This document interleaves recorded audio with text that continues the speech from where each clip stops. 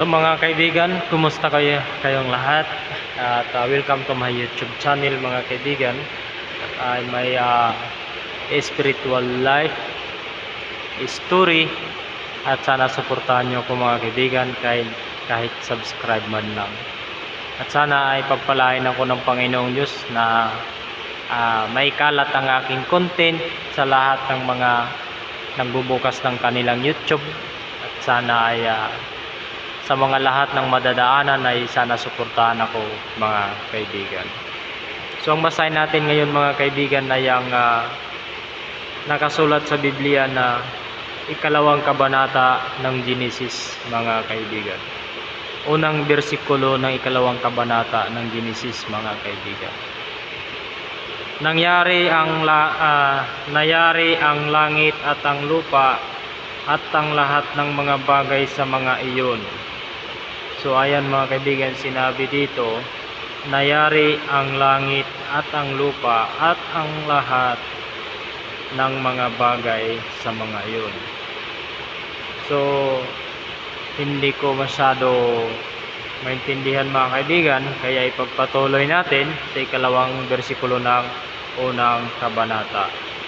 Nang ikapitong araw ay natapos ng Diyos ang gawain na kanyang ginawa at nagpahinga siya ng ikapitong araw mula sa lahat ng gawaing kanyang ginawa mga kaibigan. So ayan mga kaibigan, mismo ang Panginoon ay nagpahinga sa ikapitong araw pagkatapos niyang gawin ang lahat ng mga bagay na kanyang ginawa mga kaibigan. Kaya may isip natin na kahit pala ang Panginoon ay nagpahinga, tayo pa kayang mga tao. Pero kadalasan sa atin ay sa halip na magpahinga ay gumagawa ng mga bagay-bagay. Okay lang sana yung mga bagay na mabuti at nakakabuti. Ang iba kasi gumagawa ng bagay na mabuti sa kanilang isipan, ngunit sa katotohanan ay hindi mabuti. Kagaya na lang ng mga pagsusugal. Hindi naman sa pinapakialaman natin ang kanilang buhay, pero ito ay sinasabi ng Biblia na ang tao ay dapat magpahinga sa ikapitong araw dahil kahit mismo ang Diyos ay nagpahinga, ang tao ay dapat magpahinga. At sa panahon ngayon ay dapat nang sumamba. Ngunit ang iba ay sinasamba ang mga bagay na makamundong bagay at hindi lang makamundong bagay. Ito ay hindi gusto ng Panginoon, kagaya ng mga pagsusugal.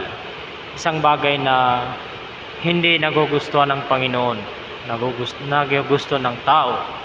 Dahil lang kaya ang tao mga kaibigan ay siyempre, wag na lang nating sabihin, pero minsan ay dinidiktahan ng hindi magandang kaalaman. Kagaya na lang ng mga kaalamang galing sa, sabihin na lang natin, mga anghel na pinalaya sa langit. Nang re-recruit sila ng mga taong kaya nilang i-recruit para pagdating ng araw, meron silang makakasama at merong kagaya nila. So ayan mga kaibigan, na ang Panginoong Diyos mismo ay nagpahinga sa ikapitong araw matapos niyang gawin ang mundo.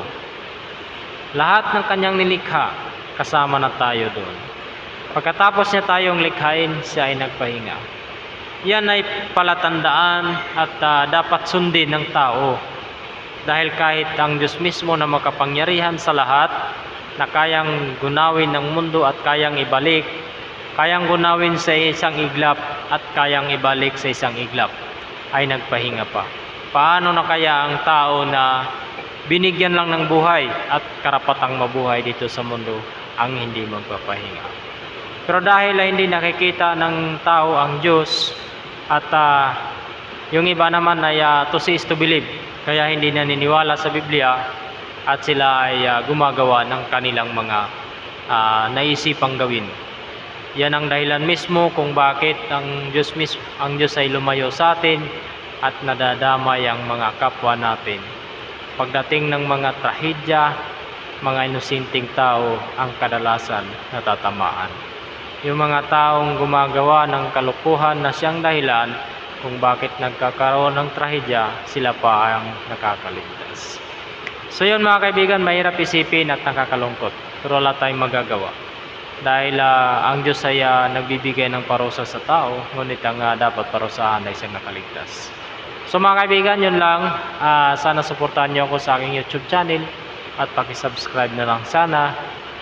Yun lang. Malaking tulong na yun sa akin mga kaibigan. Ingat kayo palagi and God bless.